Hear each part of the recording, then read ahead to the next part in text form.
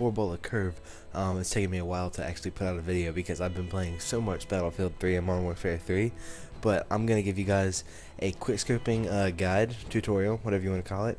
This is going to be for Modern Warfare 3, obviously, and I'm going to show you my setup personally before I actually show you how to do it, and this is in my opinion the best way. And yes, I am using private match, so everything is unlocked, so you actually have to like unlock the stuff obviously, but here we go.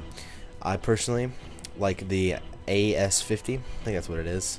I don't know, that's what I use. It's exactly the same thing as the Barrett. Like if you go compare them, they're the exact same stats, but I really find that the A550, I don't know, whatever it's called, I just really find that's a really good sniper rifle. And there's nothing wrong with the other ones, it's just that they don't deal quite as much damage as the Dragon or the Barrett and the AS50. So I use that. I come down here to stability. This, what it does is when you scope in, it keeps your scope from kind of like swaying around when you're aimed in, and that when like it's really hard to explain. I'll show you when I actually teach you guys. But when you zoom in, it kind of like sways around, and this just reduces that. So you definitely want stability. And another good one to have or to use before you get it is definitely impact, because that'll save you in case somebody runs behind a wall or something. But yeah, stability.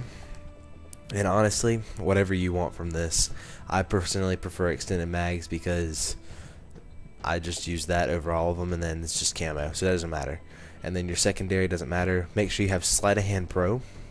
You'll need that because you need to be able to zoom in really fast. Actually, I think it's just sleight of hand that does it. No, you need, I don't even know, steady hand pro? I don't know. I'm pretty sure it's sleight of hand pro that zooms you in faster. And doesn't matter the other two perks really.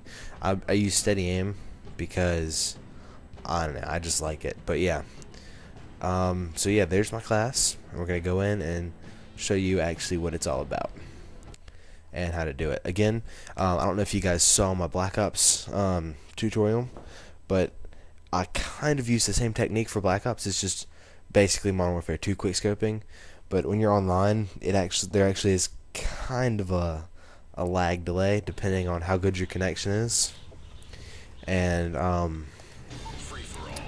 so yeah, it's kind of a mix between Modern Warfare 2 and Black Ops quickscoping. But yeah, same principle as what you did with the Black Ops quickscoping. Find a nice clean-ish wall. I mean, yes, there's graffiti on that, but you want to come back here and just kind of like make a marker. Okay, so that's what you're aiming for. Don't move like your aiming stick or whatever, and just kind of like do this until you get it perfect every single time. And yes, when you if you come up here and look, it's gonna be a little bit off because here, let me see if I can find a nice white spot to look at. Alright, so I'm gonna look at the middle of the P right here, but notice how my scope kind of moves around inside of that. That's just gonna happen. I mean, you can't tell where that's gonna be when you scope in because it's in a different spot every single time. Let's see, I want to find like a dot to zoom in on. Here we go. So there's my dot. Alright, and we're gonna zoom in and notice that it's kind of on it, but it keeps moving around it. It's not in the same spot every single time. Yeah, you can see like those last two were kind of like, just like that one, kind of slightly off. But yeah, that's just what's gonna happen, and that's up close. I mean, from far away, let's get a nice dot. See that right there, that thing, that security lights or whatever, or floodlights.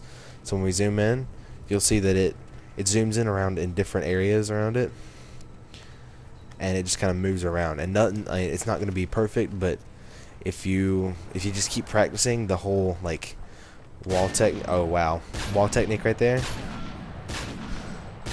you'll get it. And see right there, I had what, all four in the same spot except for that first fail one.